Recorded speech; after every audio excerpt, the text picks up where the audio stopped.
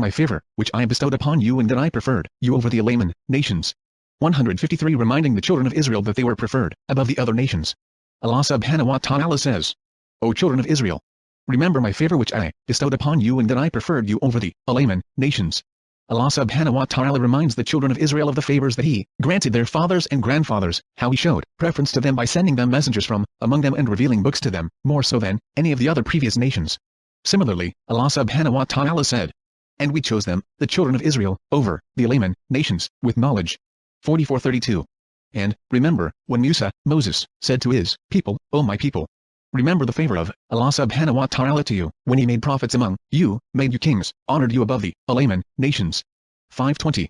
Abu Ja'far ar-Razi reported that Arabi bin Anas said, that Abu al-Aliya said that Allah subhanahu wa ta'ala's statement, and that I preferred you over the Alaman, means the kingship, messengers and books that were granted to them, instead of granting such to the other kingdoms that existed during their time, for every period there was a nation.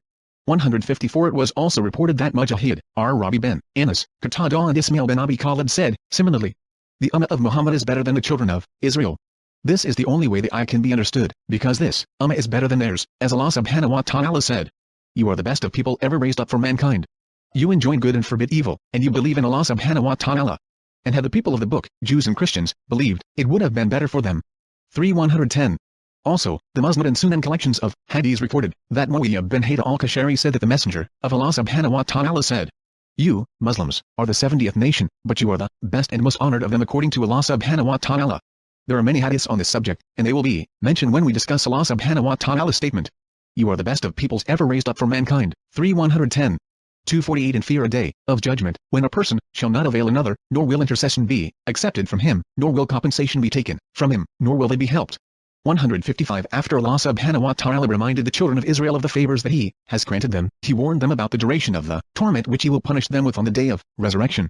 He said, and fear a day, meaning, the day of resurrection. 156 When a person shall not avail another, meaning, on that day, no person shall be of any help to another. Similarly, Allah subhanahu wa ta'ala said, and no bearer of burdens shall bear another's burden. 35:18 Every man that day will have enough to make him careless of others. 80:37 O mankind! Have taqwa of your Lord, by keeping your duty to Him and avoiding all evil, and fear a day when no father can avail aught for his son, nor a son avail aught for his father. 31:33 This indeed should serve as a great warning that both the father and the son will not be of help to each other on that day. Neither intercession, ransom, or assistance will be accepted on behalf of the disbelievers. Allah subhanahu wa ta'ala said. 157 Nor will intercession be accepted from him, meaning, from the disbelievers. Similarly, Allah subhanahu wa ta'ala said, so no intercession of intercessors will be of any use to them. 74:48 And described the people of the fire saying, now we have no intercessors, nor a close friend to help us. 26:100-101 Allah subhanahu wa ta'ala's statement here, 248 nor will compensation be taken from him, means that Allah subhanahu wa ta'ala does not accept the disbelievers to ransom themselves. Similarly, Allah subhanahu wa ta'ala said, verily, those who disbelieved and died while they were disbelievers, the whole earth full of gold will not be accepted from any one of them even if they offered it as a ransom. 391. 158. Verily, those who disbelieve, if they had all that is in the earth, and as much again, they would to ransom themselves from the torment on the day of resurrection, it would never be accepted of them, and theirs would be a painful torment. 536. And even if he offers every ransom, it will not be accepted from him. 670. And so this day no ransom shall be taken from you, hypocrites, nor of those who disbelieved. Your abode is the fire. That is, your mawla, friend proper place. 57:15. Allah subhanahu wa ta'ala stated that if the people do not believe in His messenger and follow what He sent him with, then when they meet him on the day of resurrection, after remaining on the path of disbelief, their family lineage, and or the intercession of their masters will not help them at all. It will not be accepted of them, even if they paid the earth's fill of gold as ransom. Similarly, Allah subhanahu wa ta'ala said, before a day comes when there will be no bargaining, nor friendship, nor intercession. 259, on which there will be neither mutual bargaining, nor befriending. 1931. Allah subhanahu wa ta'ala's statement next, nor will they be helped, means, no person shall get angry, or anxious, on their behalf and offer them any help, or try to save them from Allah subhanahu wa ta'ala's punishment. As stated earlier on that day, neither the relative, nor persons of authority will feel pity for the disbelievers, nor will any ransom be accepted for them. Consequently, they will receive no help from others and they will be helpless themselves. Allah subhanahu wa ta'ala said, while He, Allah subhanahu wa ta'ala, grants refuge, or protection, but none grants refuge from Him. 2388. So on that day none will punish as he will punish. And none will bind the wicked, disbelievers and polytheists as he will bind. 89:25-26. What is the matter with you? Why do you not help one another, as you used to do in the world? Nay, but that day they shall surrender. 37:25-26. Then why did those whom they had taken for alihah, gods, besides Allah subhanahu wa ta'ala, as a way of approach to Allah subhanahu wa ta'ala, not help them? Nay, but they vanished completely from them. 46:28. Also, Abdabak said that Ibn Abbas said that Allah subhanahu wa ta'ala's statement, "What is the matter with you? Why do you not help one another?" 37:25, means, "This day, you shall not have a refuge from us." Not this day. Ibn Jarir said that Allah subhanahu wa ta'ala's statement, "Nor will they be helped," meaning, on that day, they shall neither be helped by any helper, nor shall anyone intercede on their behalf. No repeal or ransom will be accepted for them, all courtesy towards them will have ceased, along with any helpful intercession. No type of help or cooperation will be available for them on that day. The judgment will, on that day, be up to the most great, the most just, against whom no intercessor or helper can ever assist. He will then award the evil deed its kind, and will multiply the good deeds. This is similar to Allah subhanahu wa ta'ala's statement. 160. But stop them, verily, they are to be questioned. What is the matter with you? Why do you not help one another? Nay, but that day they shall surrender. 37:24-26. 249. And, remember, when we delivered you from Pharaoh, people, who were afflicting you with horrible torment, killing your sons and sparing your women, and therein was a mighty trial from your Lord. 250. And, remember, when we separated the sea for you and saved you and drowned Pharaoh, people while you were watching. The children of Israel were saved from Pharaoh and his army who drowned. Allah subhanahu wa ta'ala said to the children of Israel, "Remember my favor on you.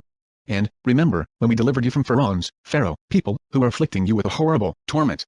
Meaning, Allah subhanahu wa ta'ala, saved you from them and delivered you from their hands in the company of Musa, after they subjected you to horrible torture. This favor came after the cursed Pharaoh had a dream in which he saw a fire emerge from Beit al-Maqdis, Jerusalem, and then the fire entered the houses of the Coptics in Egypt, with the exception of the children of 161 Israel. Its purport was that his kingship would be toppled by a man among the children of Israel. It was also said that some of Pharaoh's entourage said that the children of Israel were expecting a man among them to rise who would establish a state for them. We will mention the hadiths on this subject when we explain Surah Taha, Allah subhanahu wa ta'ala willing. After the dream, Pharaoh ordered that every newborn male among the children of Israel be killed and that the girls be left alone. He also commanded that the children of Israel be given tasks of hard labor and assigned the most humiliating jobs. The torment here refers to killing the male infants. In Surah Ibrahim this meaning is clearly mentioned. Who are afflicting you with horrible torment, and were slaughtering your sons and letting your women live. 14:6. We will explain this ayah in the beginning of Surah Al-Qasas, Allah subhanahu wa ta'ala willing, and our reliance and trust are with him. The meaning of, who are afflicting you, is, they humiliated you, as Abu Ubaidah stated. It was also said that it means, they used to exaggerate in tormenting you according to Al-Qurtubi. As for Allah subhanahu wa ta'ala saying, killing your sons and sparing your women, that explains his statement. Who are afflicting you with horrible torment. 162. Then it explains the meaning of the favor he gave them, as mentioned in his statement. Remember my favor which I bestowed upon you. As for what Allah subhanahu wa ta'ala said in Surah Ibrahim, and remind them of the annals of Allah subhanahu wa ta'ala, 14:5, meaning, the favors and blessing he granted them. He then said, who are afflicting you with horrible torment, and were slaughtering your sons and letting your women live, 14:6. So Allah subhanahu wa ta'ala mentioned saving their children from being slaughtered in order to remind them of the many favors that he granted them. We should state here that Pharaoh, is a title that was given to every disbelieving king who ruled Egypt, whether from the Amalek, Canaanites, or otherwise, just as Caesar, is the title of the disbelieving kings who ruled Roman Damascus. Also, Kisra, is the title of the kings who ruled Persia, while Tuba is the title of the kings of Yemen, and the kings of Abyssinia, Ethiopia, were called Negus and Najashi. Allah subhanahu wa ta'ala said, and therein was a mighty trial from your Lord. Ibn Jarir commented that this part of the ayah means, our saving your fathers from the torment that they suffered by the hand of Pharaoh, is a great blessing from your Lord. We should mention that on the blessing there is test, the same as with hardship, for Allah subhanahu wa ta'ala said. 163. And we shall make a trial of you with evil and with good. 21:35. And we tried them with good blessings and evil calamities, in order that they might turn to obey Allah subhanahu wa ta'ala. 168. Allah subhanahu wa ta'ala's statement next.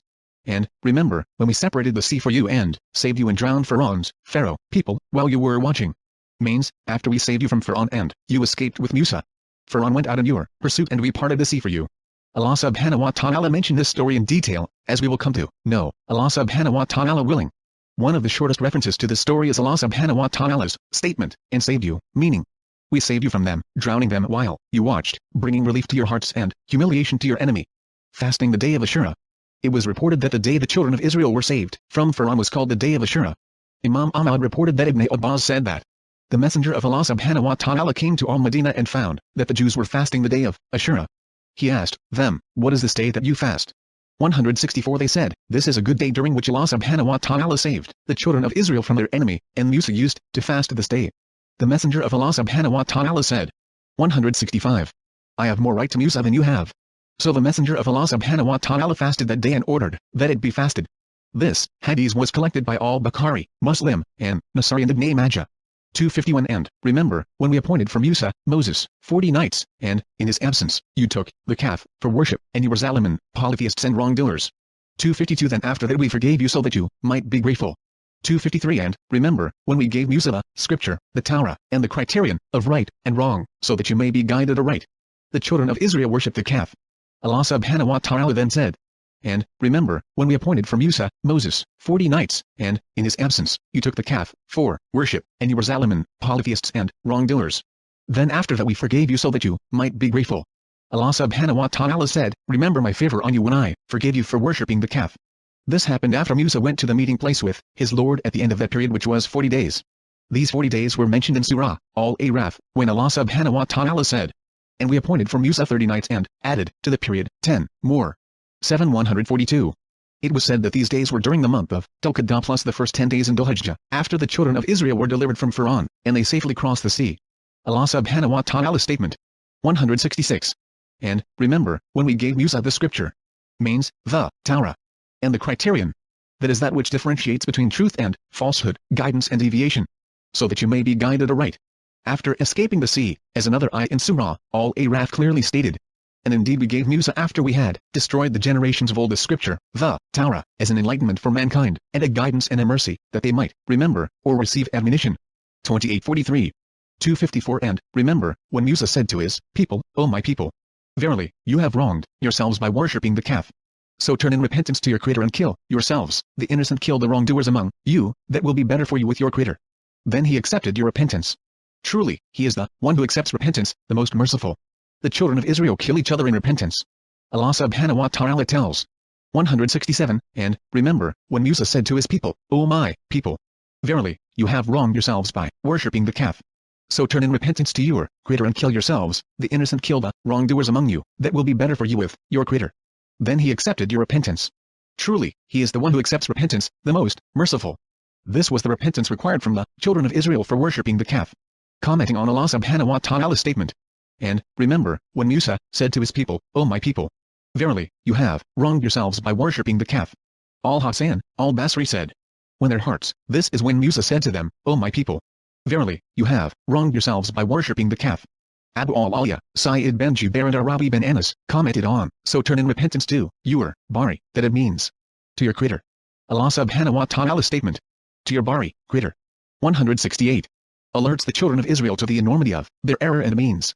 Repent to he who created you after you associated others with him in worship. And Nasai, Ibn Jarir and Ibn Abi Hatim recorded Ibn Abbas saying, Allah subhanahu wa ta'ala told the children of Israel that their repentance would be to slay by the sword every person they meet, be he father or son. They should not care whom they kill. Those who were guilty, whom Musa and Harun were not aware of their guilt, they admitted their sin and did as they were ordered. So Allah subhanahu wa ta'ala forgave both the killer and the one killed. This is part of the hadith about the trials that we will mention in Surah Taha, Allah subhanahu wa ta'ala willing. Ibn Jarir narrated that Ibn Abbas said, Musa said to his people, so turn in repentance to your Creator and kill each other, the innocent kill the wrongdoers among you, that will be better for you with your Creator. Then he accepted your repentance. Truly, he is the one who accepts repentance, the most merciful. Allah subhanahu wa ta'ala ordered Musa to command his people to kill each other. He ordered those who worship the calf to sit down and those who did not worship the calf to stand holding knives in their hands. When they started killing them, a great darkness suddenly overcame them. After the darkness lifted, they had killed 70,000 of them. Those who were killed among them were forgiven, and those who remained alive were also forgiven. 255 And, remember, when you said, O Musa, we shall never believe in you until we see Allah subhanahu wa ta'ala plainly. But you were seized with a bolt of lightning while you were looking. 169. 256 Then we raised you up after your death, so that you might be grateful. The best among the children of Israel asked to see Allah subhanahu wa ta'ala. Their subsequent death and resurrection. Allah subhanahu wa ta'ala tells. And, remember, when you said, O Musa, we shall never believe in you until we see Allah subhanahu wa ta'ala plainly. But you were seized with a bolt of lightning while you were looking. Ibn Jurayj commented that Allah subhanahu wa ta'ala said, "Remember my favor on you for resurrecting you, after you were seized with lightning when you asked to see me directly, which neither you nor anyone else can bear or attain." Ibn Abbas said that the ayah, and remember, when you said, "O Musa, we shall never believe in you until we see Allah subhanahu wa ta'ala plainly," means publicly, so that we gaze at Allah subhanahu wa ta'ala. Also, Urwa bin Ruwam said that Allah subhanahu wa ta'ala's statement, "while you were looking," means some of them were struck with lightning while others were watching. Allah subhanahu wa ta'ala resurrected those, and struck the others with lightning. 170 Asadi commented on, "But you were seized with a bolt of lightning," saying, "They died," and Musa stood up crying and supplicating to Allah subhanahu wa ta'ala, "O Lord, what should I say to the children of Israel when I go back to them, after you destroyed the best of them? If it had been your will, you could have destroyed them and me before. Would you destroy us for the deeds of the foolish ones among us?" 155. Allah subhanahu wa ta'ala revealed to Musa that these 70 men were among those who worshipped the calf. Afterwards, Allah subhanahu wa ta'ala brought them back to life one man at a time, while the rest of them were watching how Allah subhanahu wa ta'ala was bringing them back to life. That is why Allah subhanahu wa ta'ala said, "Then we raised you up after your death, so that you might be grateful." Rabi bin Anas said, "Death was their punishment, and they were resurrected after they died so they could finish out their lives." Qatada said similarly. Abdurrahman bin Zayd bin Aslam commented on this ayah. Musa returned from meeting with his Lord, carrying the tablets on which he wrote the Torah. He found that they had worshipped the calf in his absence. Consequently, he commanded them to kill themselves, and they complied, and Allah subhanahu wa ta'ala forgave them. He said to them, "These tablets have Allah subhanahu wa ta'ala's book, containing what he commanded you and what he forbade for you." 171 They said, "Should we believe this statement, because you said it by Allah subhanahu wa ta'ala, we will not believe, until we see Allah subhanahu wa ta'ala in the open, until he shows us himself and says, 'This is my book, therefore, adhere to it.' Why does he not talk to us as he talked to you, O Musa?" Then he, Abdurrahman bin Zayd, recited Allah subhanahu wa ta'ala's statement, "We shall never believe in you until we see Allah subhanahu wa ta'ala plainly," and said. So Allah subhanahu wa ta'ala's wrath fell upon them, a thunderbolt struck them, and they all died. Then Allah subhanahu wa ta'ala brought them back to life after he killed them. Then he, Abdurrahman, recited Allah subhanahu wa ta'ala's statement, "Then we raised you up after your death, so that you might be grateful," and said. Musa said to them, "Take the book of Allah subhanahu wa ta'ala." They said, "No." He said, "What is the matter with you?" They said, "The problem is that we died and came back to life." He said, "Take the book of Allah subhanahu wa ta'ala." They said, "No." So Allah subhanahu wa ta'ala sent some angels who made the mountain topple over them. This shows that the children of Israel were required to fulfill the commandments after they were brought back to life. However, Al-Mawardi said that there are two opinions about this matter. The first opinion is that since the children of Israel witnessed these miracles, they were 172 compelled to believe, so they did not have to fulfill the commandments. The second opinion states that they were required to adhere to the commandments, so that no responsible adult is free of such responsibilities. Al-Qurtubi said that this is what is correct, because, he said, although the children of Israel witnessed these tremendous calamities and incidents, that did not mean that they were not responsible for fulfilling the commandments anymore. Rather they are responsible for that, and this is clear. Allah subhanahu wa ta'ala knows best. 257 And we shaded you with clouds and sent down on you al-manna and the quail, saying, "Eat of the good lawful things we have provided for you," but they rebelled. And they did not wrong us but they wronged themselves. The shade, the manna and the quail. After Allah subhanahu wa ta'ala mentioned the calamities that he saved the children of Israel from, he mentioned the favors that he granted them, saying, "And we shaded you with clouds." 173. This ayah mentions the white clouds that provided shade for the children of Israel, protecting them from the sun's heat during their years of wandering. In the hadith about the trials, An-Nasai reported Ibn Abbas saying, Allah subhanahu wa ta'ala shaded the children of Israel with clouds during the years of wandering. Ibn Abi Hatim said, narrations similar to that of Ibn Abbas were reported from Ibn Umar, Rabi bin Anas, Abd-Milaz, Abd-Abhak, and As-Sudi. Al-Hasan and Qatada said that, "And we shaded you with clouds." This happened when they were in the desert and the clouds shielded them from the sun. Ibn Jarir said that several scholars said that the type of cloud the ayah mentioned was cooler and better than the type we know, and sent down on you al-manna and the quail. Ali bin Abi Talib reported that Ibn Abbas commented on Allah subhanahu wa ta'ala's statement, "And sent down on you al-manna." The manna used to descend to them to the trees, and they used to eat whatever they wished of it. Also, Qatada said, the manna, which was whiter than milk and sweeter than honey, used to rain down on the children of Israel, just as the snow falls, from dawn until sunrise. One of them would collect enough for that particular day, for if it remained more than that, it would spoil. On the sixth day, Friday, one would collect enough for the sixth and the seventh day, which was the Sabbath, during which one would not leave home to seek his livelihood, or for anything else. All this occurred in the wilderness. 174 The type of manna that we know provides sufficient food when eaten alone, because it is nutritious and sweet. When manna is mixed with water, it becomes a sweet drink. It also changes composition when mixed with other types of food.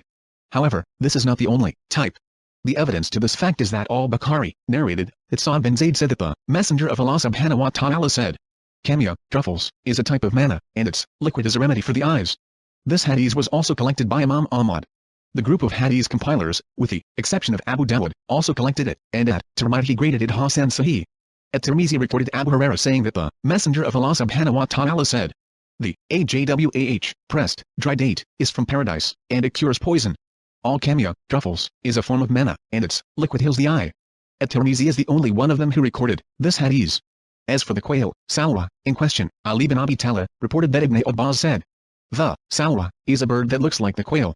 This is the same opinion reported from Mujahid, Ash-Shabi, Abdahak, Al-Hasan, Ikrimah and 175 Rabi bin Anas, may Allah subhanahu wa ta'ala have mercy upon them. Also, Ikrimah said that the salwa is a bird in paradise about the size of a sparrow. Qatada said, the salwa is a bird that is similar to a sparrow. During that time, an Israelite could catch as many quails as was sufficient for that particular day, otherwise the meat would spoil. On the sixth day, Friday, he would collect what is enough for the sixth and the seventh day, the Sabbath, during which one was not allowed to depart his home to seek anything. Allah subhanahu wa ta'ala said, eat of the good lawful things we have provided for you. This form of command is a simple order of allowance, guiding to what is good. This ayah is similar to Allah subhanahu wa ta'ala's statement. Eat of the provision of your Lord, and be grateful to him. 34:15. Allah subhanahu wa ta'ala said, and they did not wrong us but they wronged themselves. Means, we commanded them to eat from what we gave them, and to perform the acts of worship, but they rebelled. Yet, the children of Israel rebelled, disbelieved and committed injustice against themselves, even though 176 they saw the clear signs, tremendous miracles and extraordinary events. The virtue of Muhammad's companions over the companions of all other prophets. Here it is important to point out the virtue of Muhammad's companions over the companions of the other prophets. This includes firmness in the religion, patience and the lack of arrogance. May Allah subhanahu wa ta'ala be pleased with them. Although the companions accompanied the Prophet in his travels and battles, such as during the Battle of Tabuk, in intense heat and hardship, they did not ask for a miracle, though this was easy for the Prophet by Allah subhanahu wa ta'ala's leave. And when the companions became hungry, they merely asked the Prophet to invoke Allah subhanahu wa ta'ala for an increase in the amount of food. They collected whatever food they had and brought it to the Prophet, and he asked Allah subhanahu wa ta'ala to bless it, told each of them to take some food, and they filled every pot they had. Also, when they needed rain, the Prophet asked Allah subhanahu wa ta'ala to send down rain, and a rain cloud came. They drank, gave water to their camels and filled their water skins. When they looked around, they found that the cloud had only rained on their camp. This is the best example of those who are willing to accept Allah subhanahu wa ta'ala's decision and follow the Messenger of Allah subhanahu wa ta'ala. 258 And, remember, when we said, enter this town, Jerusalem, and eat bountifully therein with pleasure and delight wherever you wish, and enter the gate in prostration, or bowing with humility, and say, forgive us, and we shall forgive you your sins and shall increase reward for the good doers. 177. 259 But those who did wrong changed the word from that which had been told to them for another, so we sent upon the wrongdoers rijz, a punishment from the heaven because of their rebellion. The Jews were rebellious instead of appreciative when they gained victory. Allah subhanahu wa ta'ala tells, and, remember, when we said, enter this town, Jerusalem, and eat bountifully therein with pleasure and delight wherever you wish, and enter the gate in prostration, or bowing with humility. Allah subhanahu wa ta'ala admonished the Jews for avoiding jihad and not entering the Holy Land as they had been ordered to do when they came from Egypt with Musa. They were also commanded to fight the disbelieving Amalek, Canaanites, dwelling in the Holy Land at that time. But they did not want to fight, because they were weak and exhausted. Allah subhanahu wa ta'ala punished them by causing them to become lost, and to continue wandering, as Allah subhanahu wa ta'ala has stated in Surah Al-Ma'idah. The correct opinion about the meaning of the Holy Land mentioned here is that it was Bayt al-Maqdis, Jerusalem, as Sa'di, Rabi bin Anas, Qatada and Abu Muslim al-Asfahani, as well as others have stated. 178 Musa said, O people! Enter the Holy Land which Allah subhanahu wa ta'ala has assigned to you and turn not back in flight. 521. However, some scholars said that the Holy Land is Jericho, area, and this opinion was mentioned from Ibn Abbas and Abdur Rahman bin Zayd. After the years of wandering ended 40 years later, in the company of Joshua ben Nun, Allah subhanahu wa ta'ala allowed the children of Israel to conquer the Holy Land on the eve of a Friday. On that day, the sun was kept from setting for a little more time, until victory was achieved. When the children of Israel conquered the Holy Land, they were commanded to enter its gate while prostrating, in appreciation to Allah subhanahu wa ta'ala for making them victorious, triumphant, returning them to their land and saving them from being lost and wandering. Al-Afi said that Ibn Abbas said that, and enter the gate, Jadan, means while bowing. Ibn Jarir reported Ibn Abbas saying, and enter the gate in prostration, means through a small door while bowing. Al-Hakim narrated it, and Ibn Abi Hatim added, and they went through the door backwards. Al-Hafs and al-Basri said that they were ordered to prostrate on their faces when they entered the city, but Ar-Razi discounted this explanation. It was also said that 179 the sujud mentioned here means submissiveness, for actually entering while prostrating is not possible. Kasif said that Ikrimah said that Ibn Abbas said the door mentioned here was facing the Qibla. Ibn Abbas, Mujahid, As-Sudi, Qatada and Ad-Dabhak said that the door is the door of Hitta and Eliah, which is Jerusalem. Ar-Razi also reported that some of them said that it was a door in the direction of the Qibla. Kasif said that Ikrimah said that Ibn Abbas said that the children of Israel entered the door sideways. As-Sudi said that Abu Sa'id al-Asdi said that Abu al-Kanad said that Abdullah bin Masud said that they were commanded to enter the gate in prostration or bowing with humility, but instead, they entered while their heads were raised in defiance. Allah subhanahu wa ta'ala said next, and say, Hitta. Ibn Abbas commented, seek Allah subhanahu wa ta'ala's forgiveness. 180. Al-Hasan and Qatada said that it means, say, relieve us from our errors, and we shall forgive you your sins and shall increase reward for the good doers. Here is the reward for fulfilling Allah subhanahu wa ta'ala's commandment. This ayah means, if you implement what we commanded you, we will forgive your sins and multiply your good deeds. In summary, upon achieving victory, the children of Israel were commanded to submit to Allah subhanahu wa ta'ala in tongue and deed and to admit to their sins and seek forgiveness for them, to be grateful to Allah subhanahu wa ta'ala for the blessings He gave them, hastening to do the deeds that Allah subhanahu wa ta'ala loves, as He said. 181. When there comes the help of Allah subhanahu wa ta'ala to you, O Muhammad, against your enemies, and the conquest of Makkah, and you see that the people enter Allah subhanahu wa ta'ala's religion, Islam, in crowds. So, glorify the praises of your Lord, and ask His forgiveness. Verily, He is the one who accepts the repentance. 110 1-3. Allah subhanahu wa ta'ala said, but those who did wrong changed the word from that which had been told to them for another. Al-Bukhari reported Abu Hurairah saying that the Prophet said, the children of Israel were commanded to enter the door while bowing and to say Hitta. Yet, they entered the door on their behinds, distorting the words. They said, Haba, seed, in, Shara, a hair. And Nasai recorded this part of it from Abu Hurairah only, but he has a chain from the Prophet, explaining Allah subhanahu wa ta'ala's statement. Hitta. Saying, so they deviated and said, Haba. Similar was recorded by Abdur Razzaq, and his root was also collected by Al-Bukhari. Muslim and At-Tirmizi narrated similar versions of this hadith. At-Tirmizi said, Hasan Sahih. The summary of what the scholars have said about this subject is that the children of Israel distorted Allah subhanahu wa ta'ala's command to them to submit to Him in tongue and deed. They were commanded to enter the city while bowing down, but they entered while sliding on their rear ends and raising their heads. They were commanded to say, Hitta, meaning, relieve us from our errors and sins. However, they mocked this command and said, Hinta, grain seed, in Sha'ira, barley. This demonstrates the worst type of rebellion and disobedience, and it is why Allah subhanahu wa ta'ala released His anger and punishment upon them, all because of their sinning and defying His commands. Allah subhanahu wa ta'ala said, so we sent upon the wrongdoers Rijz, a punishment from the heaven because of their rebellion. Ad-Dabhak said that Ibn Abbas said, every word in Allah subhanahu wa ta'ala's book that says, Rijz means, a punishment. 182 Mujahid, Abu Malik, As-Sudi, Al-Hasan and Qatada, were reported to have said that Rijz means torment. Ibn Abi Hatim narrated that Sa'd bin Malik, Usama bin Zayd and Khuzaymah bin Abd said that the messenger of Allah subhanahu wa ta'ala said, the plague is a Rijz, a punishment with which Allah subhanahu wa ta'ala punished those before you. This is also how An-Nasai recorded this hadith. In addition, the basis of this hadith was collected in the two Sahihs. If you hear of the plague in a land, then do not enter it. Ibn Jarir recorded Usama bin Zayd saying that the messenger of Allah subhanahu wa ta'ala said, this calamity and sickness, that is the plague, is a Rijz, a punishment with which some nations who were before you were punished. The basis of this hadith was also collected in the two Sahihs. 260 And, remember, when Musa asked for water for his people, we said, strike the stone with your stick. 183. Then gushed forth air from 12 springs. Each group of people knew its own place for water. Eat and drink of that which Allah subhanahu wa ta'ala has provided and do not act corruptly, making mischief on the earth. 12 springs gush forth. Allah subhanahu wa ta'ala tells. 184. And, remember, when Musa asked for water for his people, we said, strike the stone with your stick. Then gushed forth air from 12 springs. Each group of people knew its own place for water. Eat and drink of that which Allah subhanahu wa ta'ala has provided. Allah subhanahu wa ta'ala said, remember my favor on you when I answered the supplication of your prophet, Musa, when he asked me to provide you with water. I made the water available for you, making it gush out through a stone. 12 springs burst out of that stone, a designated spring for each of your tribes. You eat from the manna and the quails and drink from the water that I provided for you, without any effort or hardship for you. So worship the one who did this for you. And do not act corruptly, making mischief on the earth. Meaning, do not return the favor by committing acts of disobedience that cause favors to disappear.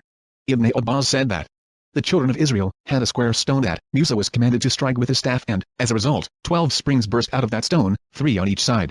Each tribe was, therefore, designated a certain spring, and they used to drink from their springs. They never had to travel from their area